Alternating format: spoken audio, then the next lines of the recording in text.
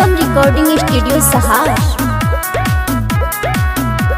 साखी साले हर बात करेले विवादी, कहल कि यार तोहर हो अपराधी। ए जान मान जाना प्लीज।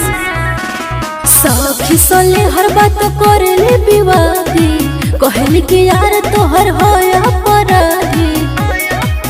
छोड़ दा बुरा कोई काम, होता प्यार बदनाम, मन अभी ओले मोरा कहल के।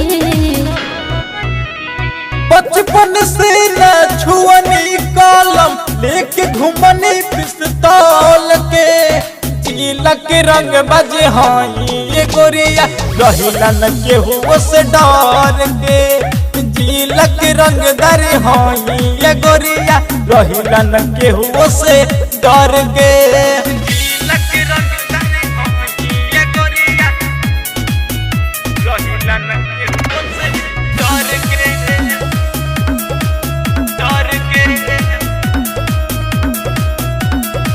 हर पल तोहरे लागल फिक्रिया, खाए न ठीक से खाना हो।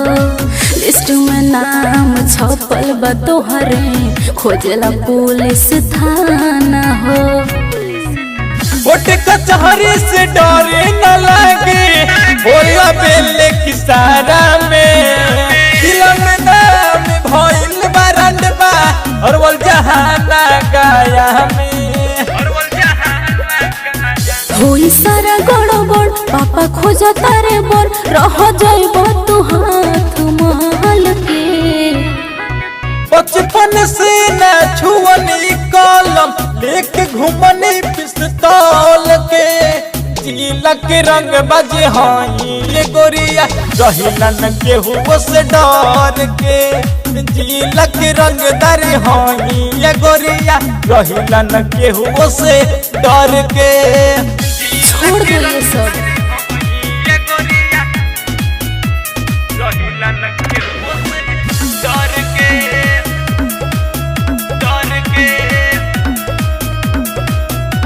लेला सन्यासी छोड़ा बदमाशी, हाली निकाला कौन सूद हो। फेंकी दगाटा के झूला दुपाटा के, ए जानू हरिया मान हो। नहीं बदलब नहीं हम चलब, दुनिया की कौनो रीत से। इनका से प्यारा न बाकी हूँ दुलारा, बोलू शिवम प्रेम से।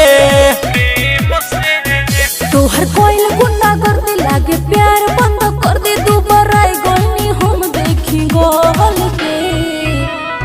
बचपन से न छुअनी कलम, लेके घुमनी पिस्तौल के। जिलक रंग बजे हाई ये गोरिया, रहिला न केहू से डर के। जिलक रंग दर हाई ये गोरिया, रहिला न केहू से डर के।